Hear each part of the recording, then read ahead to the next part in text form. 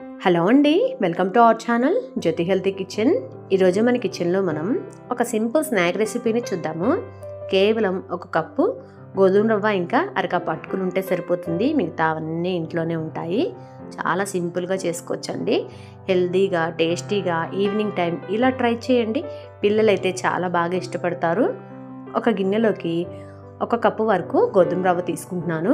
అలాగే అరకప్పు వరకు పల్చటి అటుకులు తీసుకుంటున్నాను. మందపు అటుకులైనా పర్లేదు. ఇందులోకి 2 కప్పుల వరకు మజ్జిగని యాడ్ చేసుకుంటున్నాను. మనం తీసుకునేటువంటి మజ్జిగ కొంచెం పుల్లగా ఉంటే బాగుంటుంది. మీరు మజ్జిగ ప్లేస్లో 1 కప్పు పెరుగు, 1 కప్పు వాటర్ అయినా సరే తీసుకోవచ్చు.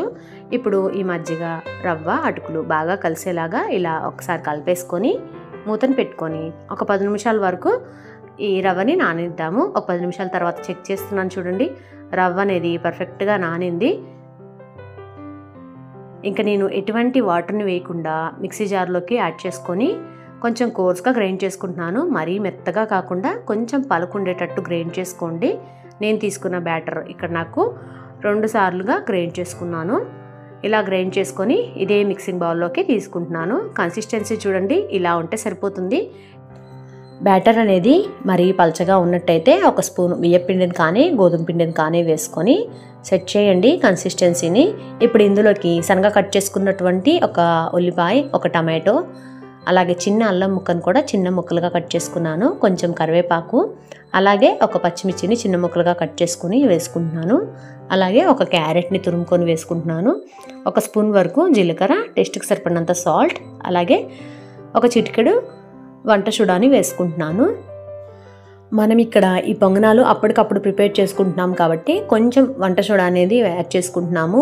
మీ దగ్గర టైం ఉన్నట్టయితే ఒక అరగంట పిండి నానబెడుతున్నాం అన్నట్టయితే ఈ వంట సోడాని స్కిప్ చేసేయచ్చు.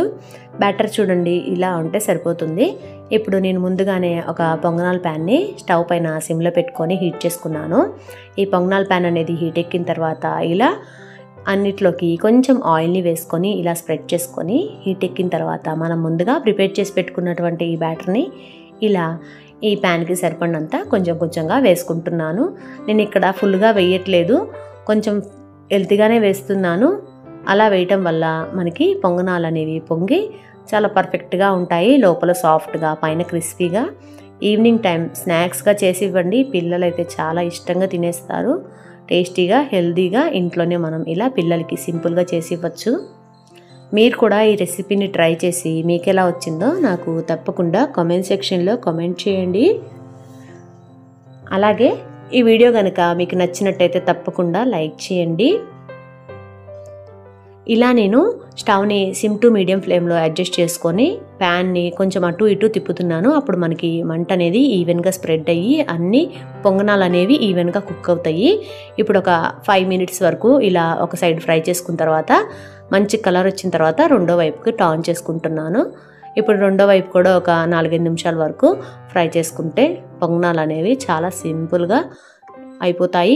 ఇక్కడ నేను ఒక్క స్పూన్తోనే అన్ని పొంగనాల్ని ఫ్రై చేసుకున్నాను. చూసారు కదా, టోటల్గా మనకి 3 స్పూన్లు ఆయిల్ ఉంటే 4 వరకు ఈవినింగ్ టైం స్నాక్స్ అనేవి రెడీ చేసుకోవచ్చు. తక్కువ ఆయిల్తో హెల్తీగా ఇలా చేసి పెట్టండి. ఈ సమ్మర్స్లో పిల్లలైతే చాలా ఎంజాయ్ చేస్తూ తింటారు.